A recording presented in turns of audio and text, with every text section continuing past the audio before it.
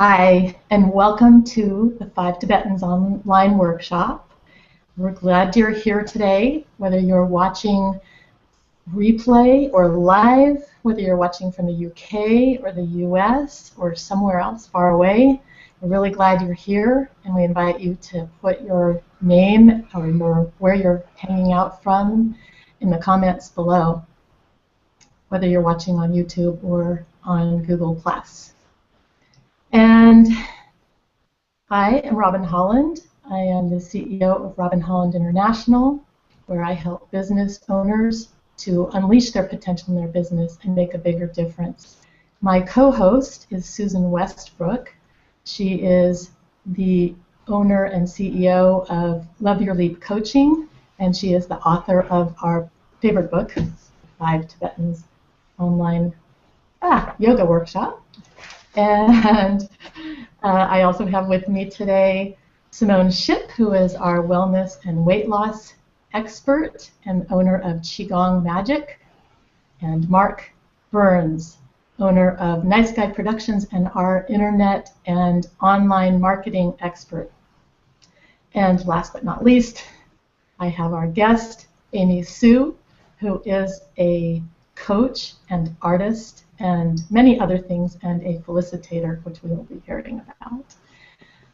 Today is our 7th in our series of 7 workshops, and we are finished going through the 5 Tibetans, and today we'll be focusing on healing and transformation. So I am very excited today to be with you all and to now hand it over to Susan to take us down the road. Susan? Thank you, Robin, and it's just great to be here. We were disappointed last week to have to cancel because YouTube decided to do some major maintenance right in the middle of our show time.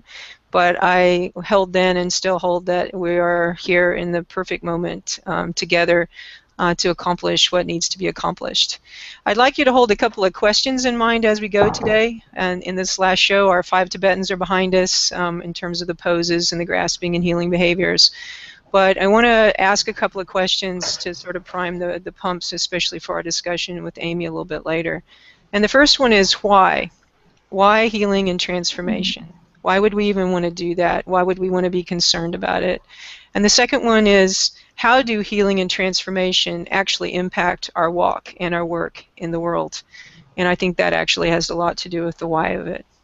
So I want to stay in our tradition of pulling our angel card for this last and 7th week. And Melissa, I haven't heard from you yet, so I don't know what yours was, but I'm sure you'll share that with us.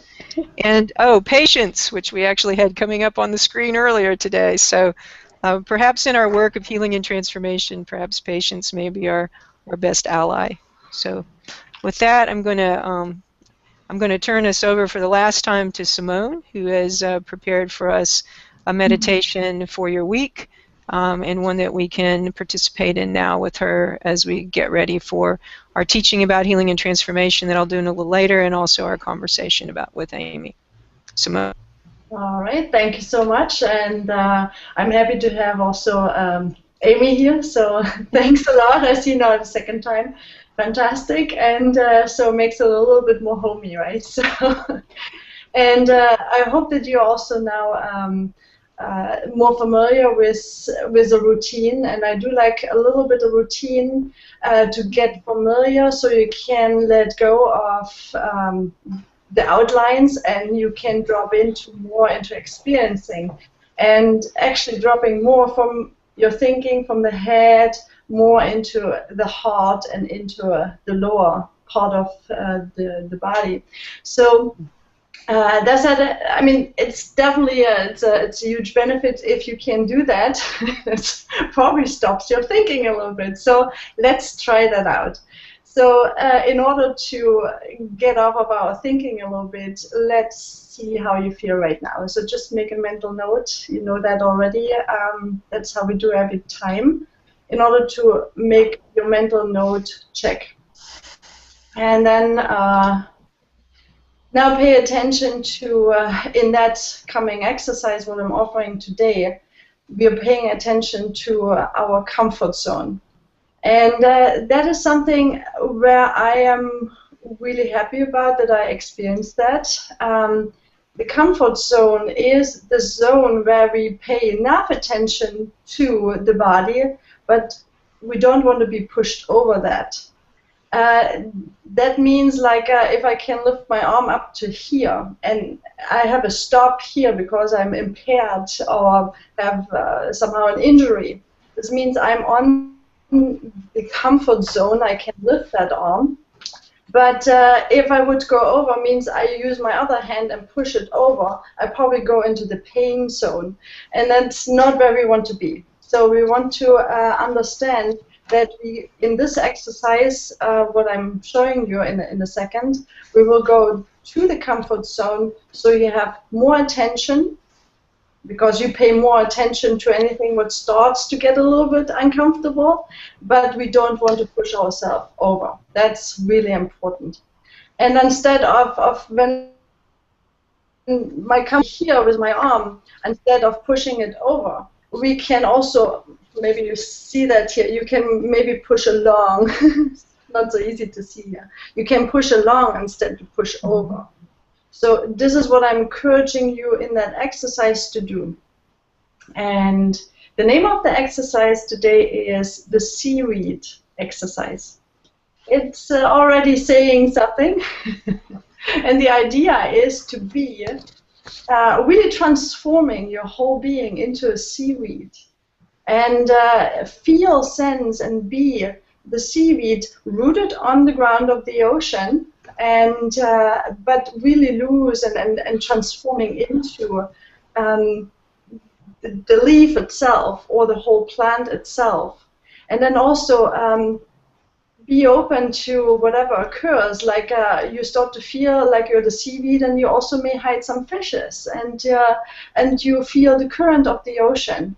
And your job is to completely surrender to the movement of the ocean.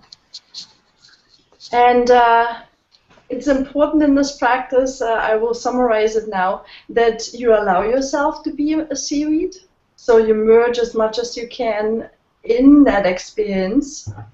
Second, you watch the edges of the comfort zone. I don't want to push you over. And third, you will notice any change in your breathing pattern, any change in your way of relaxation. And just let's begin that. So in this, I turn around. And I mean, you won't see completely everything, but and I should take off the lower third ring. Hang on for a second here. Okay. All right. Let's see a little bit more. So check your whole body. How do you feel right now? Make your mental note.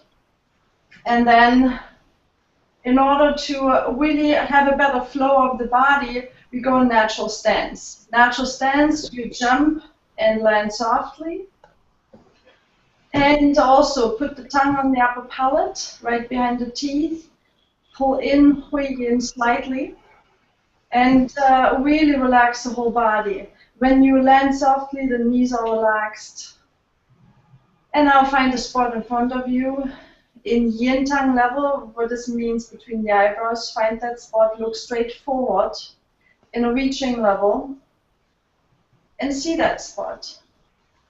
Connect with the spot and gaze into it. Relax the eyes start to open in a way that you are not focused on the spot, but see also everything around.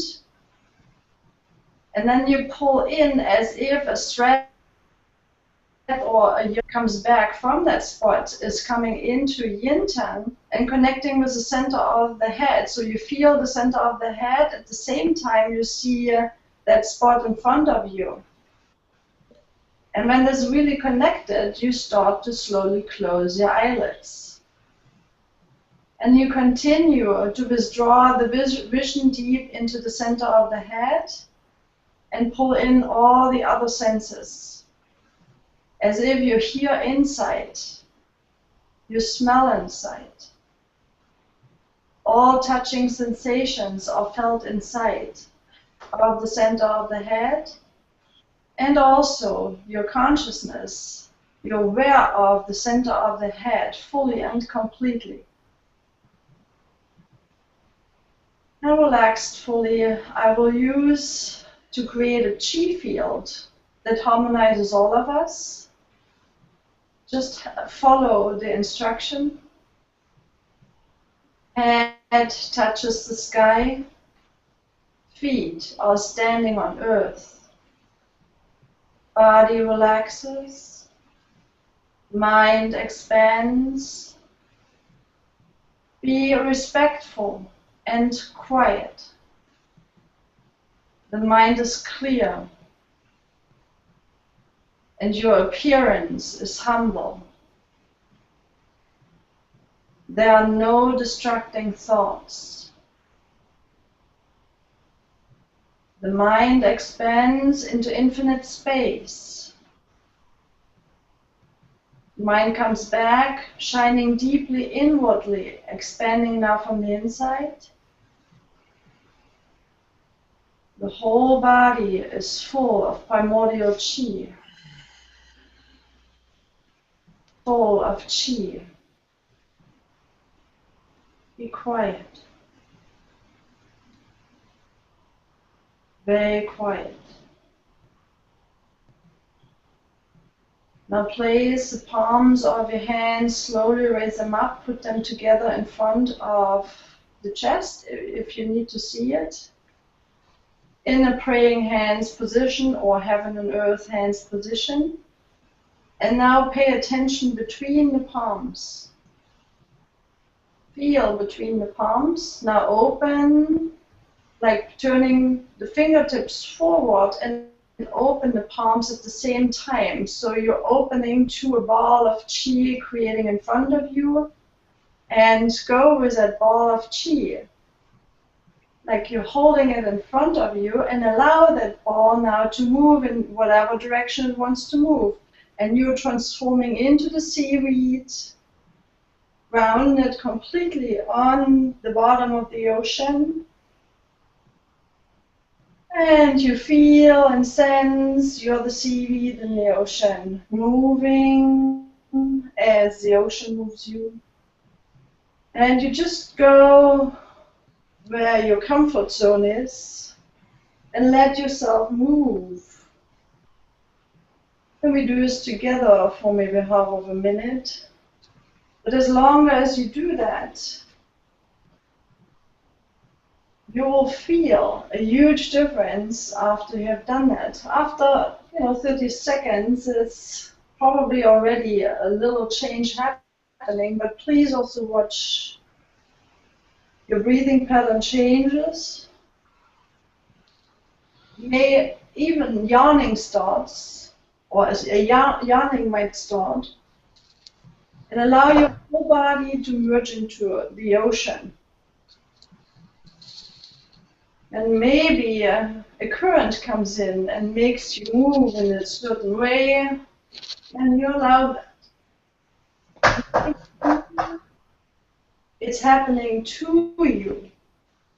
It's a sense of surrendering to whatever's in front of you, and it's moving you.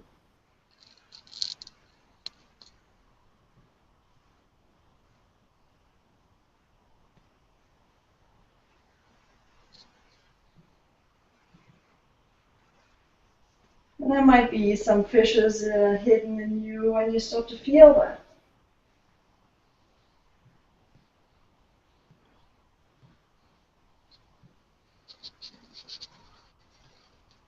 Now let's bring the arms over the head. Palms facing each other, and breathe out. And bring that energy, what has been created now, into the body, over the head. And allow that to be distributed wherever it needs to go. You don't know. Let that energy come in, feel it, and let it go wherever it needs to go. Wherever you need energy most. Pay attention to. You may also place your hands there. And in order to center yourself back, place the palms on top of the navel. And then bring yourself back into the now. Check how you feel right now. And thank everyone who has been a part of that exercise. Thank also, any energy what's around, what has been supportive in that exercise and helping you to feel and sense yourself better and connecting with your heart as well. Thank you so much.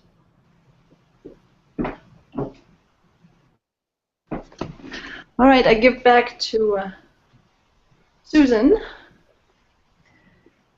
Susan is out and coming back in. She just realized she had no sound. She will be back in a minute. So in the interim, thank you for giving us that. For the maybe first time in this series, Simone was able to participate more freely in doing that because sometimes I'm working the comments or other things. And I just have to say, wow, I feel so good. I turned off my camera and just let myself go. And thank you so much for that. I left my camera on. Yes, it was fine, Amy. It was fine. Welcome it was back, so Susan. Beautiful. Thank you, Simone. Yeah. Thanks, Amy. It felt really Welcome back, both the Susan. words and the movement. Okay. Yeah. Thank you for. I was so into being seaweed that I really actually didn't realize that I had no sound. So thank you for holding that space. And while I went out, I'm trying to get my lower third back on again. So. Good idea. Yeah, Sorry about that. I like being seaweed. I've been spending a lot of time down at the beach in Santa Cruz and seen whales, dolphins, seals, and I did see kelp, and now I know that I can be seaweed. Yeah, you know, that would be cool.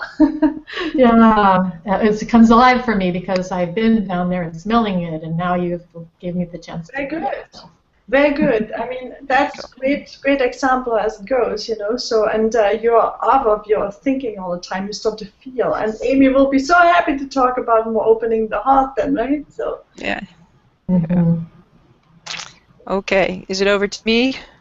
Over to you. Okay. Thank you so much for making us seaweed today. That's great. I just all of a sudden I had this awareness like I am so much seaweed I am not even in the picture anymore. So I guess I was having that little out of body experience there. So before we bring Amy on, I wanted to talk a little bit about healing and transformation. And because we don't have the 5 Tibetans to talk about today. When I first started writing the book, I really thought the book was about transformation. But an interesting thing happened on the way to publication, and there was another section in the book that's called transformation, and it got lopped off because Findhorn publishes its books in foreign languages, and those foreign languages are translated by the Word. And so there's sort of a book link they like you to stay to, and I knew that I wouldn't be able to include all the chapters I wanted and also be able to have that last section. So hence the second book is the foundation for that was already born, which is sort of cool. When I first started looking into the second book and looking at life in the chrysalis and exploring transformation, I found that I had a misconception about healing. I think originally I thought healing and transformation were sort of the same process, you know, like when you healed, you transformed. But as you look into the word for healing, it simply means to go back to its origin. It means to take things back to the way they were. So, for instance, when I was in France and I was a chef there, and I had big knives and ham slicers and things like that, I went around with big cuts all the time. Cuts and burns are sort of a part of the kitchen experience when you're doing that. And, you know, if I got, like one time I literally stuck my hand in a sink and the knife went right up between my fingers. And that's why after that we had a rule that you never put knives in the sink.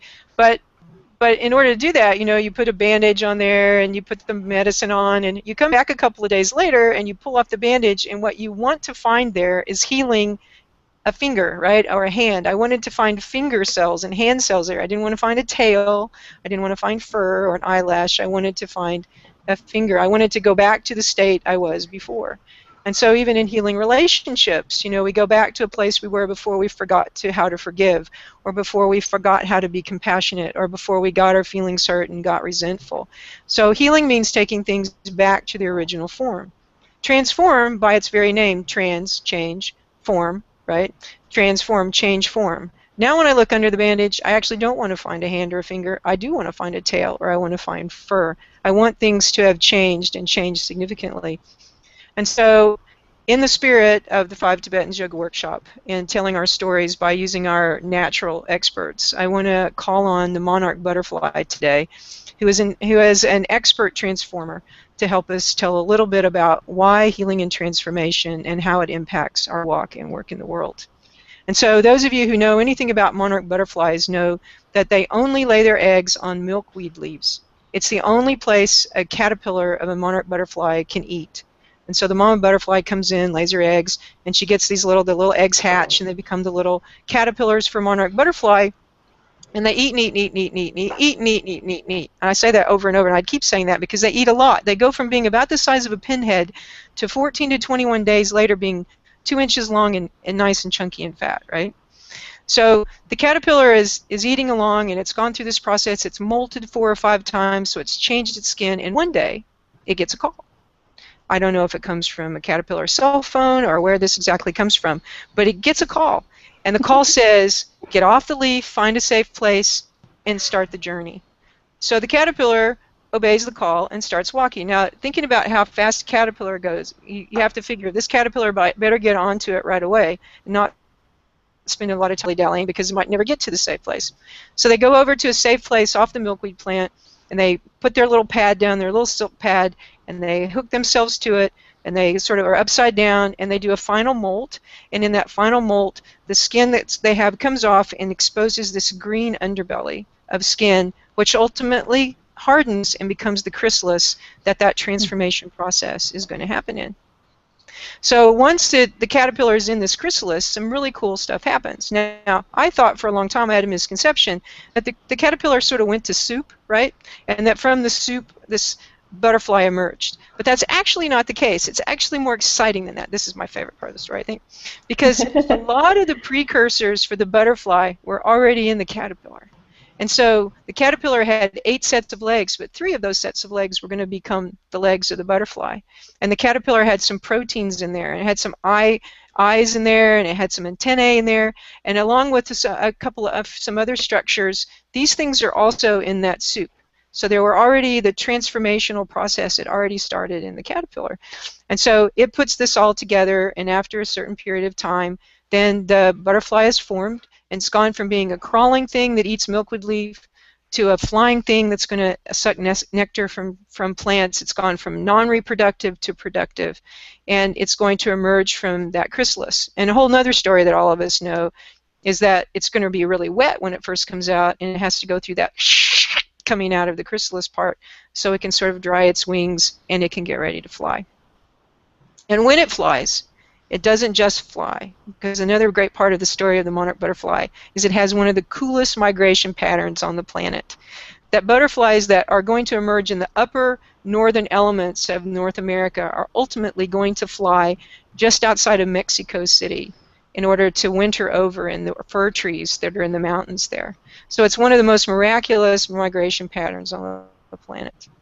So I want to just take our story of the monarch for a second and go back into the question, why healing and transformation, and also how our walk and our work in the world is impacted by that, and a few lessons. So first of all, the first thing I want to point out that I know you already heard was the call, right? The caterpillar gets a call to this transformation. It's not like all of a sudden that transformation was dumped on it. It got a message. It said, come. Now, most of you know, a lot of you know, if you've been on Facebook or you've been listening to our emails, that I just got back from Oprah's The Life You Want conference in Washington, D.C. And during her talk on Friday night, which was amazing, and I'm not a big Oprah fan, but I said when I Facebooked out that if you weren't an Oprah fan when you went, you were when you came away, because she's a very powerful woman and very great and an amazing speaker. But she talked about the whisper And her rendition was, if you don't listen to the whisper, you get a pebble. And if you don't listen to the pebble, you get a brick, right? And if you don't listen to the brick, you get a brick wall. And so for me, I call it the voice. So a lot of you know that this book actually started from a voice that came to me and said, go and be trained as a Reiki master. Okay, that's a really weird voice to hear one day when you're sitting on the patio at your son's house. I'd just given up everything I had in California. This is a constant story of my travel, isn't it? I had just come over to be with a friend who was in the final stages of being with cancer, and I'm sitting there, no job, no nothing, and I get this voice that says, you know, go be trained as a Reiki master. So I go into the internet, and I think I'm going to California. It's where all the woo-woo folk are. I'm just going back. Not so. And most of you, and a lot of you met her. It turns out that my Reiki master was going to be a little Scottish girl who was going to be in northern Scotland. And that ultimately I went to learn to be a Reiki master in Scotland with Elizabeth Harley, who one day said, I can teach you some yoga. Right? I can teach you some yoga. Wow, could you? Does that not? If that doesn't give you chills, I'm sorry, because it gives me chills. It's like, I could teach you some. Look at this. Look at what's happened, and that was from following the call. Okay. Mm-hmm. I also think that we can not follow the call. So for the next year after I did that, I knew there was a book in me, and I didn't actually follow that call. And I and the 3 people living with me were exceedingly miserable that year. I'm going to say, sorry, Alice, Vivian, Elena, it was not our best year. We did not get the best season. I'm sure it would be much better under different circumstances. But again, a call had come while I was in Scotland the first time, and I was ignoring it and saying, who me? And how could I write a book? And about yoga? What do I know about yoga? And so I'm just going to point out the 2 ends of that spectrum to you. An amazing process from saying yes, and a lot of misery from not answering the call. So I guess it took Oprah's brick wall for me to get there. The second thing I want to point out to you is from the caterpillar is that what you needed for transformation is already in there, right? So the caterpillar didn't just become soup in the chrysalis. The caterpillar brought a lot of things to the table that the Creator had already given it, and it made that transformation possible. So when the caterpillar said yes to the call, and it went over and became in the safe spot so they could go through transformation, it already had the precursors there. It's in there. You know, the spaghetti sauce, the Prego, it's in there.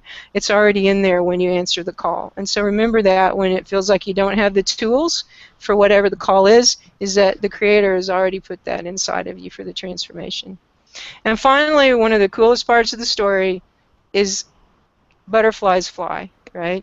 Caterpillars, one place, only milkweed, only milkweed, only where milkweed can grow, that once the caterpillar has its wings, once the butterfly has its wings, the sky is the limit. And in the case of the monarch butterfly, it has the biggest migration pattern in the world. And so when we allow ourselves to go through healing to get ourselves back to a place where we actually can have stable feet for transformation, the sky's the limit in terms of our influence and in terms of our opportunity. So with that, I'm going to pass it over to Robin, who's going to introduce Amy Siu, and then Amy Siu is going to compare her life to a caterpillar. How's that? No, she's not really. So she's got a much cooler life than a caterpillar. Okay, so Robin, you want to introduce our guest today for us? I would love to, and that was amazing, Susan. I am once again astonished at how good you tell stories and how wonderful nature is. Seaweed, butterflies. Okay, so it is my privilege to introduce our special guest, Amy Siu. And Amy is a coach, organizer, artist, and as I said, felicitator. And I do want to hear more about that. Amy signs her emails serving refreshments for the spirit, another tantalizer. And I met Amy in the way I have often met people through this series, which is through introducing them to this hangout process, which I do love because it does allow us to have this kind of connection, like a living room, really intimate, friendly connection. And doing that with Amy was really just amazing because I felt such warmth there. Amy inspires people to find more joy and connection in their hearts, their homes, and their work through art, creativity, and kindness. And in just a nanosecond, I felt all of that. And look at her beautiful background and her home. So welcome, Amy Siu. I'm excited about this next conversation. Thank you, Robin. Thank you, You're welcome. Susan. Yes. Okay, so I love a lot of people on the planet, but you know, push comes to shove, not too many people are above Amy on the I love you list. So thank you for joining us and just bringing your joy and your beauty. And yeah, we even, one of the things Robin pointed me to was your website. So then I went to your website and I was like, oh my gosh, that's the most beautiful website I've ever seen in my life. So that was just absolutely amazing. So thank you for taking time today away from your busy schedule there. If those of you who were here with us in winter know that Amy came on and actually started, I think you were the second person on our very long winter show together, so some of them will know some about you. But just tell us a little bit about where you live and where you are and who lives in your house there with you before we get started. I live in a little city in Northern California in the San Francisco East Bay. Actually in the city I grew up in, although it was a town back then, because my mom still lives close by. Thank goodness for my mom. Yes, Nancy is amazing also. Yeah, there we go. Really amazing. I live here with my amazing husband and two adorable little girls who are 4.5 and 6.5. And we are surrounded by deer and turkey and birds. And as you know, Susan, we had a couple bats. Yes. In our umbrella. In our umbrella, that's right. Instead of our belfry, which is actually comforting at my age, but that's good. So. And redwood trees. And redwood trees. Robin's favorite and my favorite, the redwood trees which surround your house are very cool also. Thank you. Yeah. So I want to, you know, a lot of people know that we set this stage originally for Oprah to come on our show. And one of the things they probably don't know is that when I asked you, you know, what day you wanted, and you said this day, and I said, well, as long as you're willing to share it with Oprah, you said that's fine because we have the same birthday.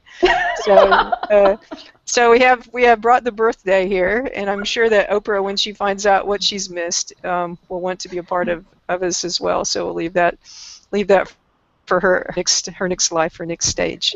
So you've heard me talk about a little bit about healing and transformation in the beginning here, Amy, and you know, especially the concept of precursor for transformation. I was wondering if you'd just share with us a little bit about your growing up or events or people, whatever happened. Suddenly, Susan, I can't hear you. Oh, okay. Nope, I still can't hear you. Something, events, people. I can't hear you, but I'm going to just start talking. I'll answer what I heard.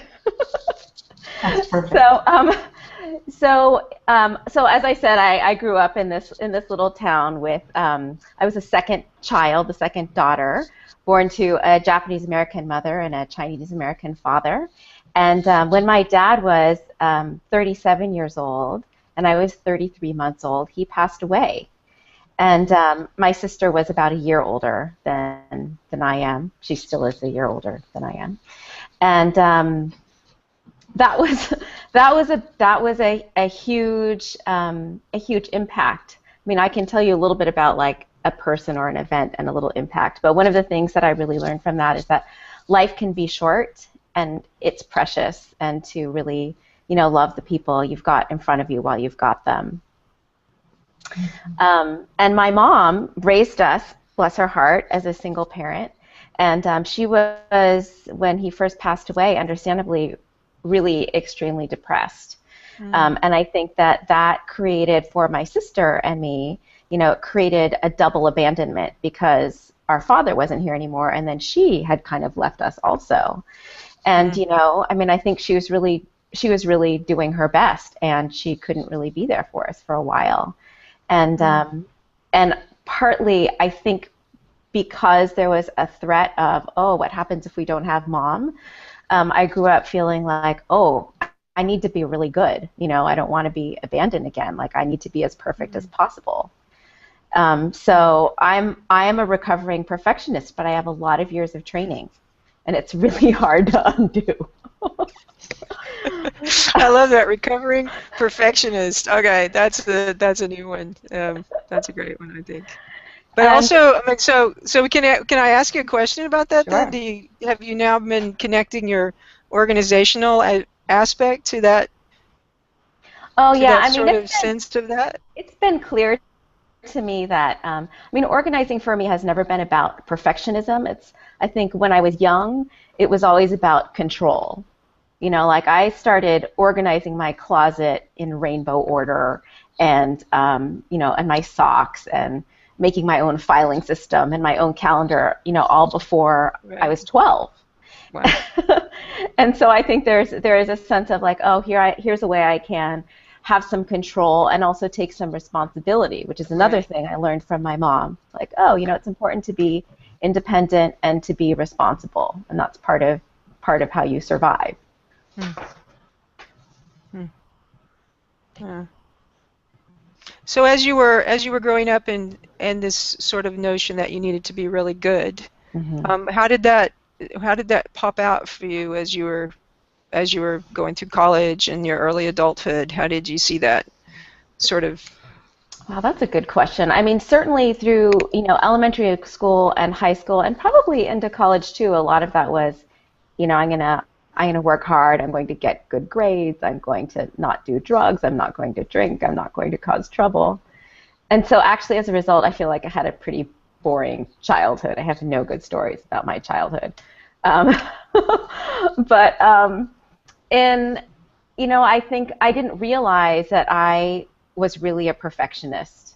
And I didn't realize that I was actually much more of a creative spirit and trying to make myself more linear.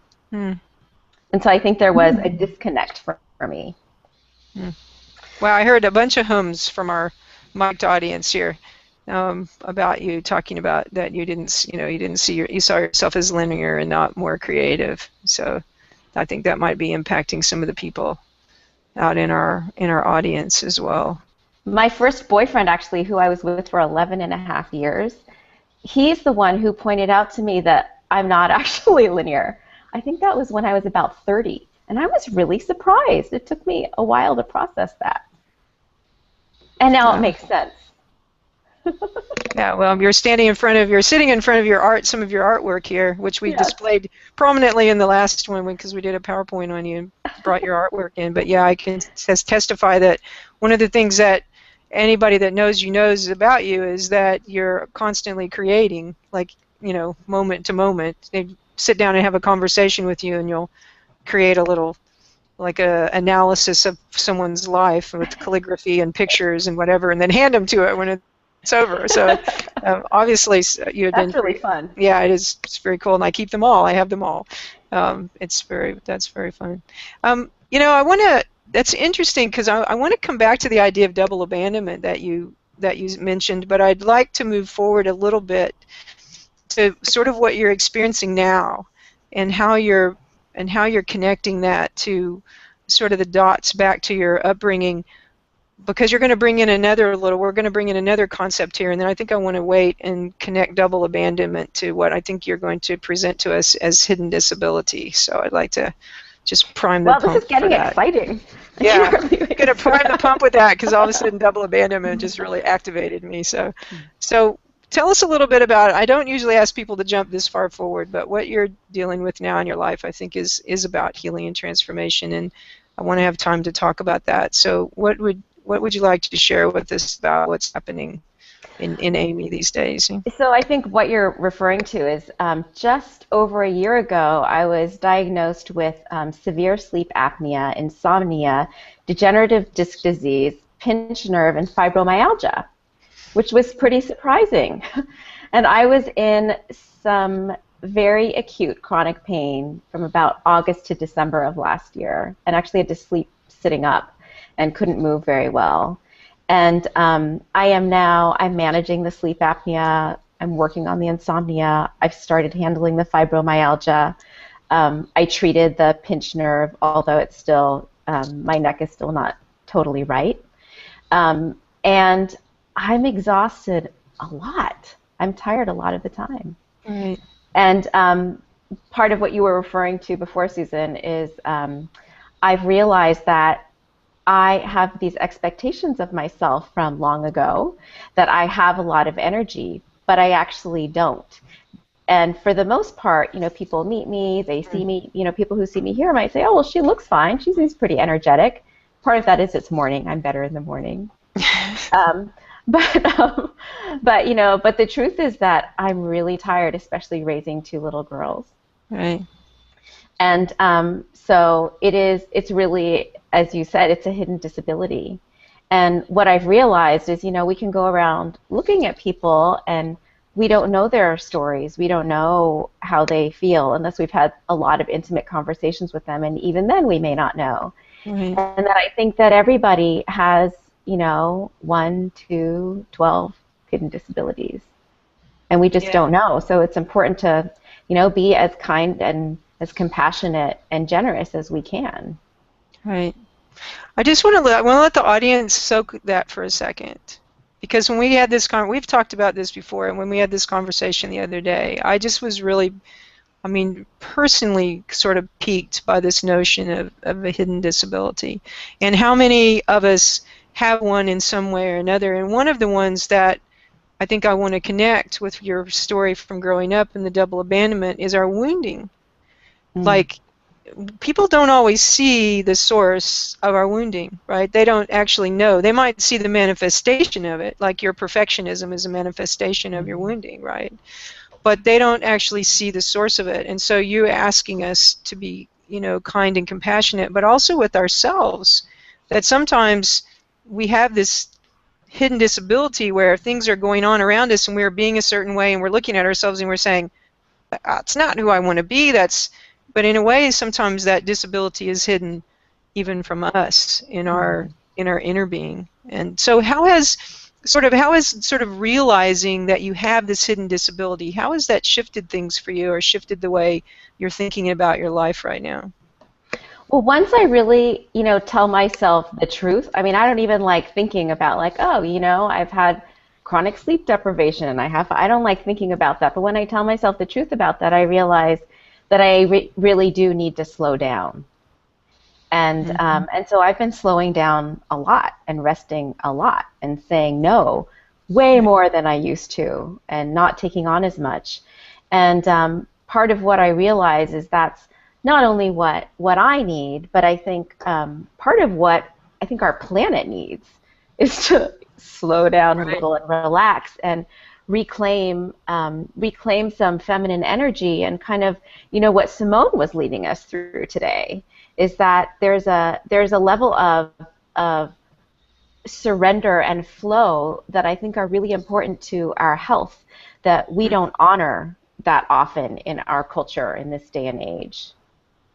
And I think that's a really important healing behavior. You know, we as humans were not built to be on go all the time and then collapse and go to sleep and then get up and go. So just, you know, tell us some of your secrets then. You know, how do you as a mom? And I'm gonna out you a little bit as an older mom. Okay. Yeah, I'm 44. Because I think that's another part of the hidden disability is as being a little bit older mom with young children at home. Yep. And then having, you know, what are some of your secrets that you can share with us for that healing part? Because I think what we're talking right now is about your healing in the way that you want to get yourself back to that place where you do have that energy and where you just sort of have that drive and that zest that's so much a part of who you are. Well, some of the things that I think really help are, one, telling the truth to myself and to other people, you know, which includes my kids, so they understand what's happening with me and they can help me out, and honor what's happening. And then I also ask for and receive a lot of help. And this is one of the things, Susan, you and I talked about, is that I used to think that I would be this really fun, creative, energetic mom, and I am not that mom. And I realized that I really love being with my kids sometimes, you know, and I need a lot of time by myself. And so I need a lot of help because I still want them to have love and attention and, you know, and all that. So I get help for my kids and I get help for me. And sometimes I think, oh my gosh, that's too much help. Can I hire somebody to drive us to the airport and walk us into the airport and check luggage? Which is happening soon, by the way. And and I thought, you know what? I can do that. It's okay. Yeah. And so I ask for a lot of help. And also, I give and receive a lot of hugs, which helps connect. I think that a lot of us go through our days without a lot of human touch and connection, and it's very healing to be hugged and to hug. So telling yourself the truth, asking for help, Mm-hmm. getting hugs. Anything else? I'm just trying to summarize for our listeners. Someone also mentioned, maybe it was you, Susan, something about patience. So patience, I think, is pretty key. Oh, yes! Of course, the angel card. I think patience is really key. Patience and compassion, with life, with the process, with oneself. I think those are all really important. Yeah. And, of course, any of the healing behaviors that you talk about in your book. I think all of those things, and looking for how can I really express, how can I receive and express more love? I think that's very healing. So what's the hardest thing? What's the hardest thing in the healing process? Is it people not understanding? Is it being afraid that people are going to think you're not, think something bad about you? What are you in this place you are right now, where you really have to be, in a way, protective of yourself and taking care of yourself in a different way than maybe you imagined? What's the hardest part? I'd say the hardest part in the process for me is not really about what other people think. I really try to remind myself as much as I can that that's not my business, that's their business. I think the hardest part for me has been when I feel depressed and I don't have enough energy or resources or creativity to kind of pull myself along. And oh my gosh, just as I said that, my computer said, "You're running low on battery power." Okay. Do you need to attend to your battery power, or? It looks like I've got 9 minutes left. Well, we got that's enough. A bit more than that. So do you need another minute or two? Do you want to walk off and get a plug for that, or what do you want to do? Yeah, how about in a couple minutes I'll go do that. Before it lasted the whole time. I don't know what happened. Okay. No worries. Maybe the video just takes more, I think. Yeah. I think that's pretty cool. If I can say something and you get your battery going. I had that with filling up the car. When I'm low on energy, so like my reminder to, I may need some energy because I'm so low in my gas. It's a reminder. It's pretty cool. Yeah. Because we couldn't expect the car to keep going even. Can it go on fumes, but only for so long? It's that's a strong metaphor. That's really good. Robin, you have anything to add in there while we're letting Amy's battery run down? Power up. I like the truthfulness piece. I think that what I'm hearing is, hey, look, we got this really creative person, Amy. I feel your energy, your creative energy, and at the same time, you have to say, right now, I need to plug my own charger in, and I need to get myself some space, some white space where I don't have children with high energy and needs, so I can recharge myself, even my deepest inner self, not just my physical self. And the honesty to say, I feel depressed. That's a sign. That's one of those triggers, And to be able to just say, I feel depressed. I'm going to do something about it. It's nothing wrong. Just it's a sign. I need to do something about it. Yeah. No, I love, of course, because truth telling is sort of my center. I love that you started with telling the truth. Because I think my general way of looking at life is that most the bad things happen because we're not willing to tell ourselves the truth. And when we're able to fess up, life goes along a little bit more smoothly, even though other people might not be so excited about it. And related to that, Susan, I say that all the good things happen in relationship. That's right. That's your little tagline. I've got that written down. Okay, so I don't remember how I turn my picture off. So you're just going to see me run up my stairs and get my. That's our preference. That you just run up the stairs and. I'll be right back. We're going to hold space for you here for a second. And Mark has the controls. Yay, Mark! Mark has the controls. So while she's gone, actually, I'm going to invite the audience to maybe text in what some of your hidden disabilities are, that we might collect those for just to put out for everyone after this is over. But anybody, including Mark, anybody in our group want to go out on a limb and talk about a hidden disability for a second while Amy's getting her battery charged? I'm looking at our comments on the event page, and I see some interesting comments. Feel free, folks, to put something up about the hidden disabilities here. I see Rhonda Bangert says, I can't tell you how relevant this is to me as I sit here with 2 broken bones. Yes, Rhonda. And hugs. Yeah, Rhonda was in the midst of really being into her practice, and then she had a bike accident and thought that she would just sprained it. And I saw her that day, and I was like, I think you need to go to the doctor. And everybody said, I think you need to go to the doctor. And later that day, she ended up with not just a sprain, but actually some broken foot and ankle. So yeah. Sending love to that ankle. Yeah. So Amy, are you back with us? I'm back. I'm back. I'm plugged in. Okay. Well, we have about 8 more minutes with you, because what we know about Amy is she's got a call at 10 o'clock. So trying to make sure that we're good stewards of her time today. So I want to shift over into the transformation piece. And so we've got this acknowledgement from you now that you're not that mom, and that that this health issue, your hidden disability, has sort of pushed your boundaries. But I wanted just to ask you point blank, I guess, what are some of the internal work that's going on with you not being that mom and being at home and not working outside? I mean, I know in Los Angeles you were very prolific and very successful organizer. What's happening on the inside of Amy and her look at herself while you're going through this other stuff on the outside?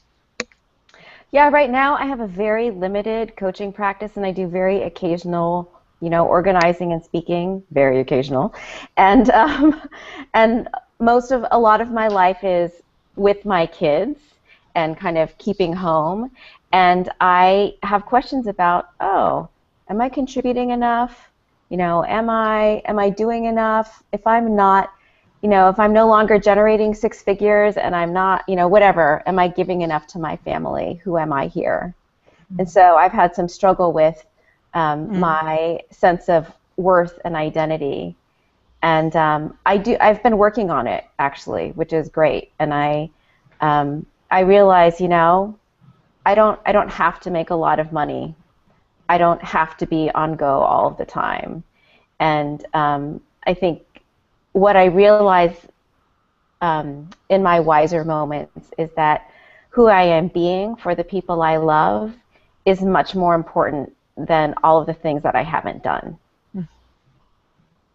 I don't remember that all the time, so Susan, maybe you can remind me. But I think it is, it is our quality of being actually does count for a lot. And when I have retreats and I get to rest and, I get to follow my rhythm, like I did this morning, Drew's out of town, and I woke up early and I did some meditation, and I got myself totally ready, by 6 or 6:30, so when my kids woke up, I could just be with them for the next hour and a half.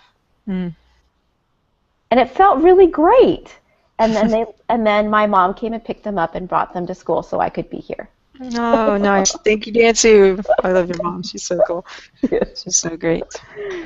So what is it that, when you think about yourself like the caterpillar going into the butterfly stage, just sort of dream for a second about how, having gone through the illness and it's not really hidden disability. I mean, they have substance and form. The illnesses that you're going through, your work, your value work, which I assume actually is really connected to that double abandonment work that you did early on. I mean, I would think that the worth value, afraid that if you're not a certain thing, that the people that take care of you are going to go away. I mean, I think there's a lot in there. But let's just, be a butterfly for a second, and what do you think's next? I mean, how do you see this sort of on a line of this transformation that you're going through into what you want to see your work and service in the world be ultimately. You know, I have to take a step back for a moment and say that I love that you brought up the whole butterfly thing today, because when I was thinking this out and I took some notes for myself to remind myself, I thought, oh yeah, the last 7 years I feel like I've been in a cocoon. I like the word chrysalis better. That was a nice upgrade. Thank you. Thank you. You're welcome. But I always do up feel for like, the upgrade. I do feel like I have been in this, and probably still am, you know, in the chrysalis, and things are maybe starting to thin out. And so one of the things that was one of my victim stories that came with me that I feel like is transforming in there is I am invisible and I don't matter.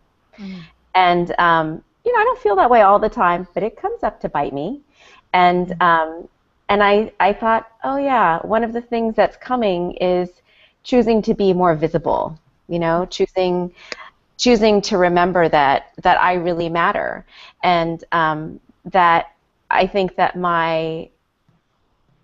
one of my gifts is to really be able to see people clearly and to honor and celebrate who they are for what they are, where they are, no matter where they are. Yes. And so I think my work inside the chrysalis before I can come out is doing that for myself.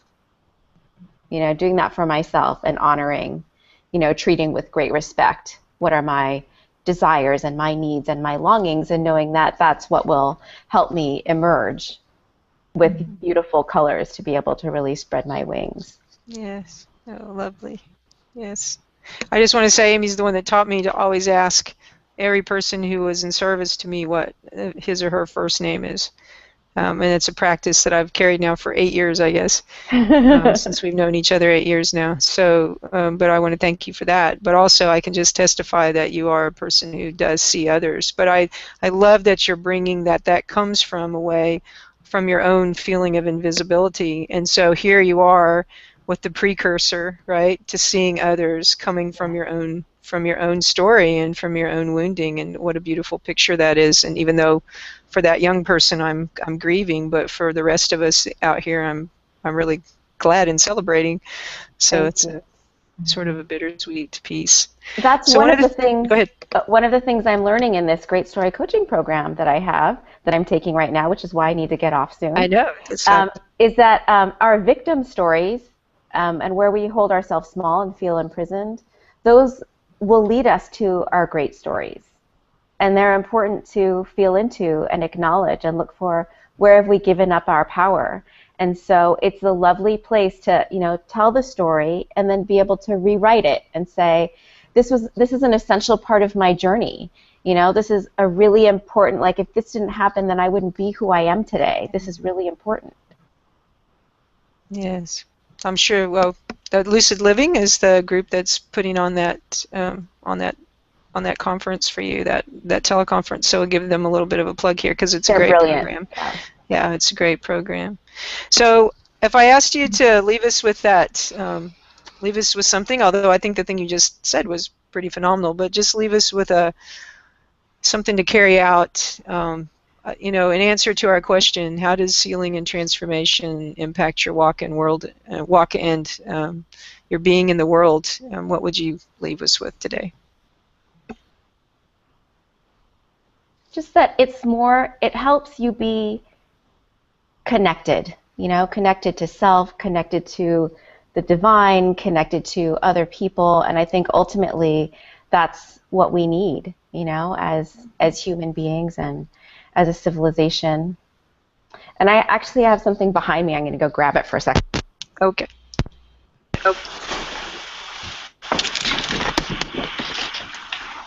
Little piece of artwork. This is what I want to leave you with. I don't know if you can see this. Can you see this? Let's see. Hold it back just a little farther. It says, this is what we tell our girls every night before they go to bed. You are seen and heard, safe and loved, and we love you very much. Actually, I don't know if that was in there. And I love you very much. Right. Yeah. That's beautiful. Beautiful. Can I get one of those in the mail, please? Sure. Okay, cool. I'm just want to promote Amy's art bar, which is a thing that you played around with, and I just think that it would be so cool to come in and have a cup of coffee or a tea or whatever, and have Amy do a little art thing for you, and you know, transform your life on the spot. So I know you're at the top of the hour there, so I want to just I want to say I love you very much, and thank you so much for taking 2 weeks of time to come on and to be with us and to share your life and your story with us. And until next time. Thank you, Susan. And I want to say thank you for your courage and ferocity and wisdom and amazing generosity, and for our friendship. I really appreciate being connected. And I also. Thank you. And to Robin and Simone and Mark, thank you so much for the great teamwork. And I've been so happy to be a part of this and look forward to future excitement in our relationship. Thank you. I'm always great. Pleasure I'm to always know happy you. to have excitement in a relationship. That sounds good to me. Okay. Thank you, pleasure, Amy. We'll Amy. let you Enjoy. go so you can do your thing. Thanks, darling. Okay. Bye. All right.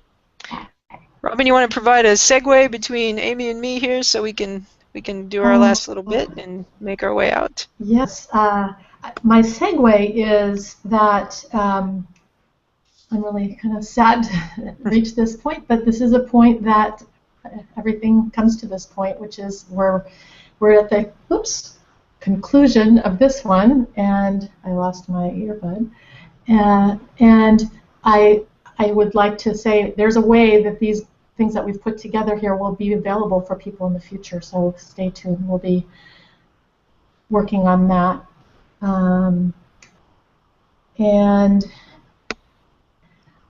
I would like to say that this has been actually very meaningful for me today, and what I would like to express from myself to everyone who's watching is that we all do have a butterfly inside of us, and I do and you do, and to allow the butterfly that is in you to fly, because just like the butterfly, like the caterpillar that is equipped, we are all equipped. We are all equipped by our Creator, and like Amy was saying, our victim stories lead us to our greatest strengths and our greatest power. So I'm left with that, and I want to pass that, and I want to push on that message. Push. Yeah. Nice. Thank you. So I think that maybe Simone has something she also would want to share. Yeah, I'm definitely very overwhelmed in a really positive way by what I have heard. Amy was a very good example for how I do feel about being connected to the truth, what you truly are, and not get sidetracked by all the things that are maybe not so seen or maybe not so important. This is the only truth we really have. If we can connect to whatever it is that is within us, it's the only thing you really can rely on. It's the only thing you can make sure. You don't know the rest. And that is what I got a lesson yesterday, really taught in a way where I thought, I was thinking something totally different comes out. But it's our thinking. It's our thinking mind messes us up. We don't know. Very often we really don't know. But I do know how I feel. As I stay with me and connected with me, as Amy showed, she stays connected. Excellent example to be you. And this is what is needed. We needed way more on this planet than anything else. And she was a delight, so thanks to having her here. And I hope that everyone gets something similar. And she also reminded me of when you see that you feel as a victim, and I say this to myself, Simona, you're looking as your victim story. There must be the other side too. It never ever can exist without. It's like a coin. You have one side, there must be the other side, but it's not seen. So that knowledge that there must be the better side of you, so that is encouraging. And she reminded me on searching for, if I in my victim state, there must be the other side I haven't just seen at the moment. And so it's always there. So the caterpillar is the same. It's always there. We're just focusing on that, what we don't want at the point, right? So thank you so much, guys, for reminding me. Thanks, Susan, for pulling it up. I really appreciate, I mean, to bring it out. You're a great person to speak the truth and pull it out. And Robin and Mark for, I mean, for creating the space for being able to. So thank you so much. And practice, continue to practice. That's my my way of giving at this point. Yes. I also want to thank the people who've been present with us week after week. We've got some loyal people, and they've been commenting, and it's been wonderful to get to know people through this who are far flung from here and close. So, Yeah. And Mark, thanks much to you. Yay, Mark. Yes, because it should take a lot of pressure off of all of us, especially off of Robin, to not have to be. There he is. Thank you, Dawn. Mark is awesome. Giant plug for Mark. Yeah, if you're gonna do, good guy, definitely good guy. So I'm gonna say my piece now, and then I think we'll be done, and we'll put this one in the can. It is bittersweet. I can agree with Robin on that. As a teacher, I would come to the end of semesters, right, and the kids were like making me nuts the whole time, and then you get to the end and you're sort of glad it's over, but you can feel that real sadness of, and it's the break of connection that we're sad about, isn't it? It's like feeling that I'm not going to be here again and won't have this connection. So one of the things I want to offer you is to stay in connection. As soon as we get past this week and we've sort of finished out our plus group, I'm going to open up the private Facebook group to anyone who wants to be in there, so that you can become a part of a more intimate community rather than the book Facebook that many of you are a part of, and then have some conversations with other people in there about that. That's one of the things that will be happening in the next week or so. And I also then made some things available to you last week by email, some coaching opportunities, and my email has been off this week since Friday, so if you connected with me, please connect back. And starting on October 20th, given all the talk that we've had today, this is perfect. We'll be starting a new venture called A Tale of Two Stories, where we will indeed look at our grasping stories and our healing stories, and look at and narrow the gap between those, so that we can ultimately see the good in all of our stories and on our path. And that's a great opportunity for writers like Elaine out there, who's already talked about wanting to write her book, or for people who are dealing with some healing that they would like to work on a little bit more in depth and detail. And you'll be getting a personal invitation this next weekend to that, so that you can maybe get a little special price, because I do consider you a part of the family now, and I want to make sure that we keep our family intact and happy, as we generally want to do. And so, Mark, before I go into gratitude, did you want to say anything before we head out today? Well, I'd just like to say it's been a pleasure working with you professional ladies. It's been a really good series to watch, and I could stay in the background and actually kind of listen and watch and see how things are going. This is kind of a new thing for me, so thank you very much. It's been quite the experience. Well, thank you very much, because having you back there just allowed all of us, I think, to just sort of breathe and relax, and that's what support does. And thank you for making support look so great, because that's what we all need. We need a little bit more support. So thank you. Well, thank you, and I enjoyed it very much. Yeah. I want to add that not only is there support, but Mark is really ingenious. Mark comes up with solutions that where'd that come from? And it's really awesome. Yeah. Well, he pushed us. I love the little promo that you made up for us. He pushed us along a little bit this time, so I'm looking forward to more of that in the future. Good. So as we go out each week, we say our gratitudes, and if you would be so kind, I thought it was great today of what I did hear of Simone, that she sort of called us into a place of respect. And I'd just like to ask you, wherever you are, not if you're driving, of course, but wherever you are, that you might just close your eyes right now and have this final this final moment of community gratitude. And I guess I'm going to do this thing. I wasn't sure I was, but I was telling a story about from Amy and I when we were in CTI leadership together, and then what I used to do with Kids on Trail, where we'd make a hum, and everyone in the circle or in our community would add their voice to the hum at whatever level or decibel or tune they wanted to do it. So I'm a little nervous about this because it was Simone's idea. I should make her develop the hum, but but it was a great idea, I think, because it gives us this moment of connection as we go out, and we might just do our hum and then say our gratitudes, and then Mark will take us out. So I'll start the hum. You can hum wherever you are, however loud or soft you want, or whatever pitch that fits in, but know that you are now a part of this community, of the 5 Tibetans Yoga Workshop community. You're a part of our hearts. You're a part of our family, and this will connect us today. So I'll start us. This is like singing in public. It's like, oh my gosh. Okay, so.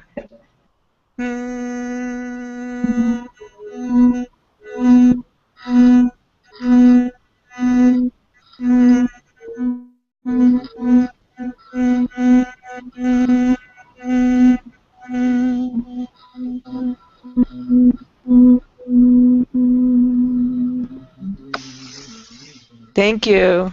I know it was beautiful. I'm sure we've drawn in the angels today at the end of our call. So with that, I'd just like to ask you to close your eyes one more time in the workshop, and just to feel the presence of all the other hums, all the hearts that are out there, to take the words that Amy has spoken to us today, and just her beauty and her energy, and which I'm always happy to get lots of.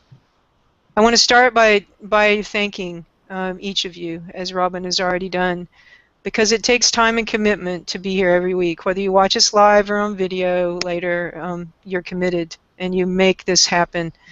And I want to do a shout out to a couple of people. One, Rhonda, we already shouted out to, but I just want to say that Rhonda sent me an email today about finding prayer in the 5 Tibetans. And we started this process with practice. This is about practice. It's about a daily personal practice.